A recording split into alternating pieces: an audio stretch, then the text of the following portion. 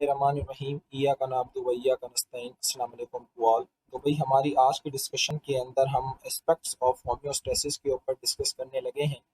तो जनरली हमारे पास तीन इंपॉर्टेंट एस्पेक्ट्स या तीन इंपॉर्टेंट कंडीशंस होती हैं होम्योस्टेसिस के लिए। इसमें जो सबसे पहली है वो है ऑस्मोरेगुलेशन, और जो सेकंड है वो है थर्मोरेगुलेशन, और जो लास्ट वन है वो है हमारे पास एक्सक्रीशन। हम आज से ऑस्मो रेगुलेशन के ऊपर डिस्कस करेंगे और हम देखेंगे कि किसी भी लिविंग बॉडी के अंदर ऑस्मो रेगुलेशन का मैकेनिज्म कैसे होता है। तो भाई स्टार्ट करते हैं और देखते हैं कि ऑस्मो रेगुलेशन किसे कहा जाता है। तो भाई ऑस्मो रेगुलेशन को आसान लफ्ज़ों में समझने का तरीका कुछ इस तरह से है कि लेट सपोज करें कि हमारे पास कोई एक सेल है, और आपको पता है कि उस सेल के अंदर सॉल्यूट भी मौजूद होता है और उस सेल के अंदर सॉल्वेंट भी मौजूद होता है। और किसी भी सेल के अंदर सोल्यूट एंड सॉल्वेंट के बैलेंस को मेंटेन करना, ये क्या कहलाता है? ऑस्मो रेगुलेशन कहलाता है। ये डेफिनेशन लिखी हुई है कि maintenance of balance between solute and solvent content of the cell is called as osmoregulation. यानी कि कोई भी सेल हो, आप उसके अंदर सोल्यूट एंड सॉल्वेंट के बैलेंस को क्या करें? मेंटेन करें। तो उसकी मेंटेनेंस को क्या कहा जाता है? ऑस्मो रेगुलेशन कहा जाता है। बेटा देखें, अगर हम सोल्यूट एंड सॉल्वेंट का बैलेंस नहीं रखते तो हो सकता है कि ये सेल आगे चल के बस्ट हो जाए, आगे चल के फट जाए, या ऐसा भी हो सकता है ये सेल आगे चल के श्रिंक हो जाए, आगे चल के सिकुड़ जाए। और ऐसी कंडीशंस हैं हमारे पास। आगे जब हम चलेंगे तो आप देखेंगे कि कुछ सेल ऐसे होंगे जो कि बस्ट हो रहे होंगे और कुछ सेल ऐसे होंगे जो कि श्रिंक हो रहे होंगे। और ऐसा सिर्फ तब होता है जब हम सोल्यूट एंड सॉल्वेंट का बैलेंस नहीं रखते हैं, उसको हम मेंटेन नहीं करते हैं। तो जब हम इसको मेंटेन करके रखेंगे तो इस प्रोसेस को क्या कहा जाएगा? ऑस्मो रेगुलेशन कहा जाएगा। अच्छा देखें, osmo regulation in plants and osmo regulation in animals.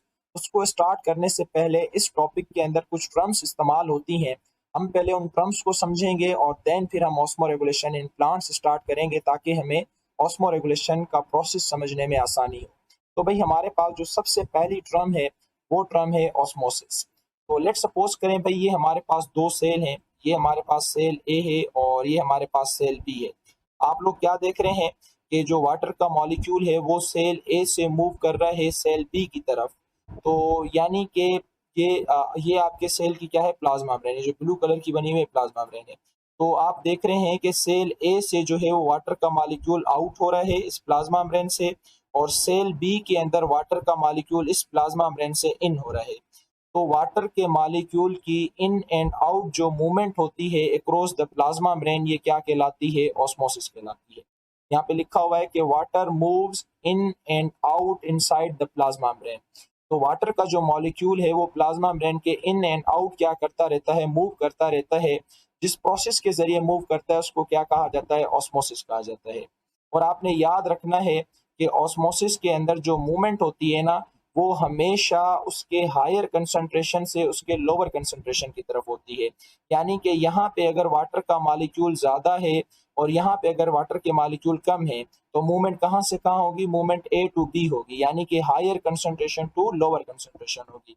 तो आप लोगों को ये भी पता चल गया कि ऑस्मोसिस का मतलब होता है पानी के मॉलिक्यूल का प्लाज्मा मेम्ब्रेन से इन एंड आउट होना, मूवमेंट करना, ये ऑस्मोसिस कहलाता है। और ये जो मूवमेंट है ये हमेशा उसके हायर कंसंट्रेशन से उसके लोअर कंसंट्रेशन की तरफ होती है। ठीक है, ये आपने याद रखना। अच्छा भाई, ऑस्मोसिस के बाद हमारे पास कुछ और टर्म्स भी मौजूद हैं, जिस तरह से वाटर पोटेंशियल है, ऑस्मोटिक पोटेंशियल है, या फिर हमारे पास सॉल्यूट पोटेंशियल है।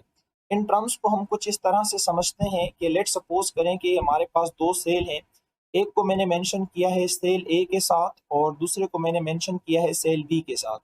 आप लोगों को नजर आ रहा होगा जो सेल ए है उसके अंदर वाटर के मॉलिक्यूल ज्यादा हैं as compared to cell B, क्योंकि सेल बी के अंदर वाटर के मॉलिक्यूल कम है।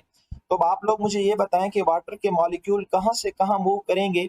तो भाई अभी हमने पढ़ा है पिछली स्लाइड के अंदर कि वाटर के मॉलिक्यूल जो हैं वो अपने हायर कंसंट्रेशन से अपने लोअर कंसंट्रेशन की तरफ क्या करते हैं? मूव करते हैं। यानी ये जो वाटर के मॉलिक्यूल्स हैं ये सेल ए से निकल के ये सेल बी की तरफ क्या करेंगे? मूव करना शुरू करेंगे। अच्छा, इस प्रोसेस को तो ऑस्मोसिस कहा जाता है, लेकिन यहाँ पे एक क्वेश्चन है। वो क्वेश्चन ये है कि भाई जब सेल ए से वाटर के मॉलिक्यूल निकल के सेल बी की तरफ मूव कर रहे थे या जो कर रहे हैं, तो क्या आप इनको बाहर से कोई एनर्जी दे रहे हैं? तो भाई जवाब ये है कि नहीं, हम इन्हें बाहर से कोई एनर्जी नहीं दे रहे। तो भाई आपका सवाल होगा कि फिर ये बगैर एनर्जी के मूव कैसे कर रहे हैं? तो भाई ये बगैर एनर्जी के मूव नहीं कर रहे। आपने याद रखना है कि जो वाटर का मॉलिक्यूल होता है उसके अंदर उसकी अपनी एक एनर्जी मौजूद होती है जिसको कहा जाता है पोटेंशियल एनर्जी। और इसी पोटेंशियल एनर्जी की मदद से वाटर का मॉलिक्यूल एक जगह से दूसरी जगह यानी कि हायर कंसंट्रेशन से लोअर कंसंट्रेशन की तरफ क्या करता है, मूव करता है। और इसी पोटेंशियल एनर्जी को आपकी किताब के अंदर किसका नाम दिया गया है, वाटर पोटेंशियल का।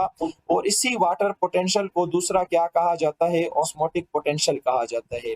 तो मुझे उम्मीद है कि ये जो वाटर पोटेंशियल वाली जो ऑस्मोटिक पोटेंशियल वाली कहानी है ये आप लोगों को समझ आ गई होगी।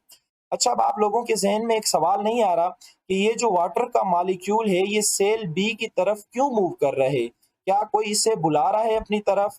तो हाँ भाई, इसे कोई अपनी तरफ खींच रहा है और जो चीज़ खींच रही है वो हैं सोल्यूट के पार्टिकल्स, वो हैं सोल्यूट के मॉलिक्यूल्स। आपने याद रखना है कि जिस भी सेल के अंदर, जिस भी सॉल्यूशन के अंदर सोल्यूट के पार्टिकल ज़्यादा होंगे, वहाँ पे पानी का मॉलिक्यूल खींचा चला जाएगा।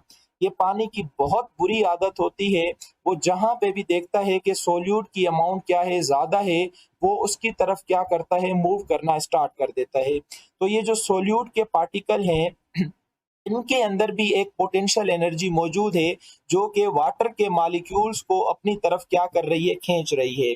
तो देखें ये जो सेल बी के अंदर जो सोल्यूट के पार्टिकल मौजूद हैं इनके अंदर भी एक पोटेंशियल एनर्जी है।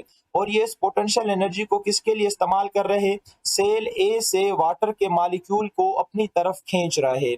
और इस सोल्यूट की इस पोटेंशियल एनर्जी को हम किसका नाम देते हैं, सोल्यूट पोटेंशियल का नाम देते हैं। तो मुझे उम्मीद है कि आपको वाटर पोटेंशियल भी क्लियर हो गया होगा, ऑस्मोटिक पोटेंशियल भी क्लियर हो गया होगा और जो सॉल्यूट पोटेंशियल है वो भी क्या हो गया होगा, क्लियर हो गया होगा। और उसके साथ साथ आप लोगों ने एक और बात ये भी याद रखनी है कि जहाँ पे भी सॉल्यूट ज्यादा होगा ना वहाँ पे वाटर का मॉलिक्यूल खींचा चला जाएगा। ये लैला मजनू वाली कहानी है, आप समझें ये जो सॉल्यूट है ये लैला है और ये जो वाटर है ये मजनू है। तो जहाँ पे भी लैला जाएगी तो वहाँ पे मजनू खींचा चला जाएगा। तो इस तरह से ये कहानी चलती है। हम इसकी थ्योरी पढ़ लेते हैं। ये लिखा हुआ है कि जो वाटर की पोटेंशियल एनर्जी होती है उसको क्या कहा जाता है, वाटर पोटेंशियल। मैंने आप लोगों को बताया। और इसी वाटर पोटेंशियल की वजह से ये एक जगह से दूसरी जगह क्या करता है, मूव करता है। और उसके अलावा आप लोगों ने क्या देखा, ये जो सॉल्यूट का पार्टिकल था इसके अंदर भी पोटेंशियल एनर्जी मौजूद थी कि वो वाटर के मॉलिक्यूल को अपनी तरफ खींच रहा था, अपनी तरफ अट्रैक्ट कर रहा था। और इसको हमने किसका नाम दिया, सोल्यूट पोटेंशियल का नाम दिया।